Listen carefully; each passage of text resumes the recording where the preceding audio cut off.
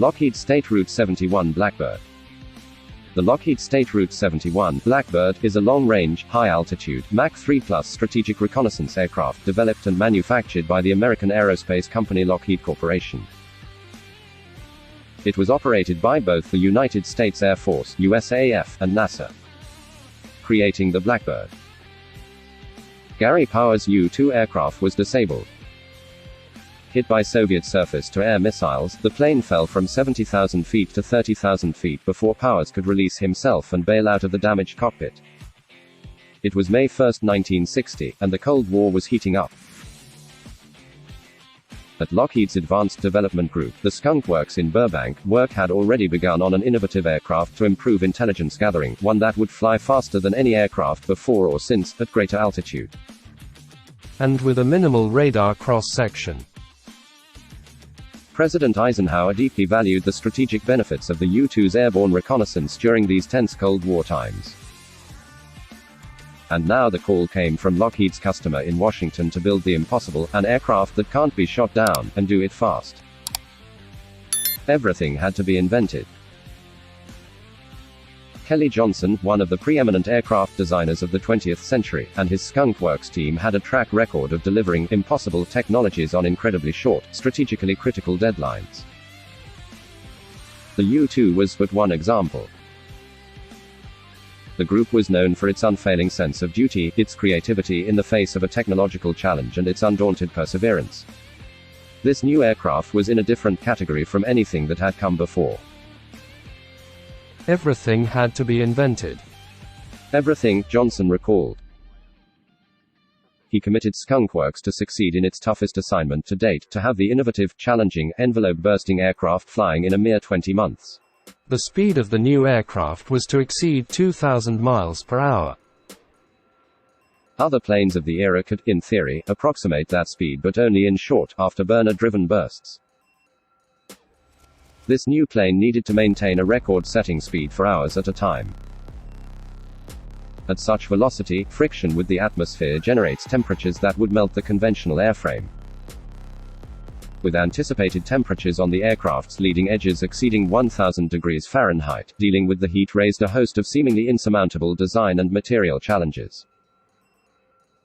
Titanium alloy was the only option for the airframe, providing the strength of stainless steel, a relatively light weight, and durability at the excessive temperatures.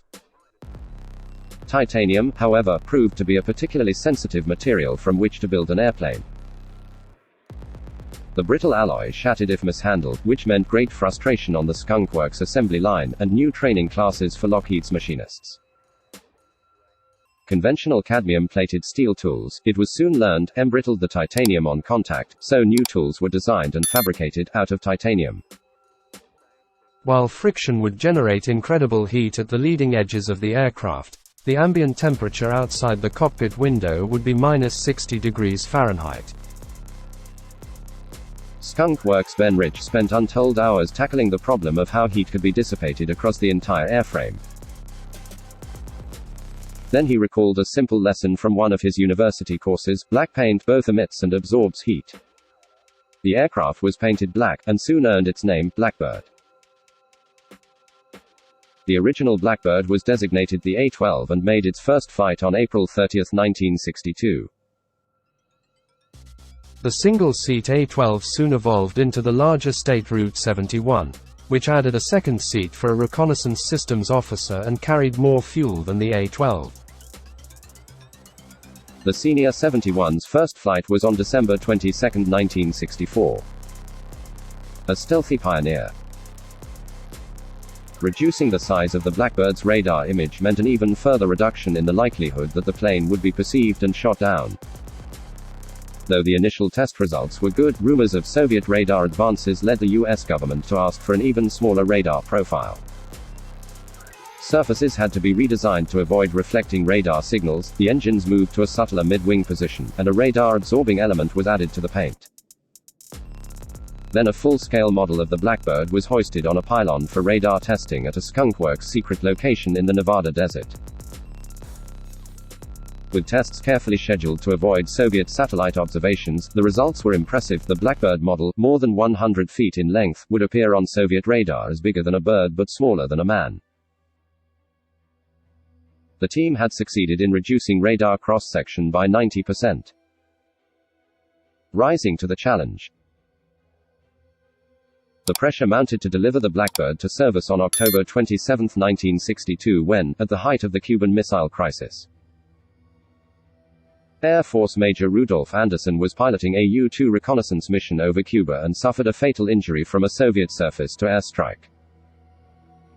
Skunk Works responded, diligently and creatively persisting through the many problems that arose as flight testing pushed the envelope. Breaking records nearly every time it flew, the Blackbird achieved a sustained speed above Mach 3 on July 20, 1963, at an astounding altitude of 78,000 feet. The challenges kept coming, zipping across the sky at 3,000 feet per second. The rules of navigation needed be rewritten. Visual references for conventional flying, highways, rivers, and metropolitan areas were rendered obsolete, giving way to mountain ranges, coastlines, and large bodies of water. Piloting the Blackbird was an unforgiving endeavor, demanding total concentration. But pilots were giddy with the complex, adrenaline-fueled responsibilities. At 85,000 feet and Mach 3, it was almost a religious experience, said Air Force Colonel Jim Watkins. Nothing had prepared me to fly that fast. My God, even now, I get goosebumps remembering. At that speed and altitude, even the best air defense systems had no hope of catching the Blackbird. When anti-aircraft weapons were fired, a warning light glowed red on the control panel.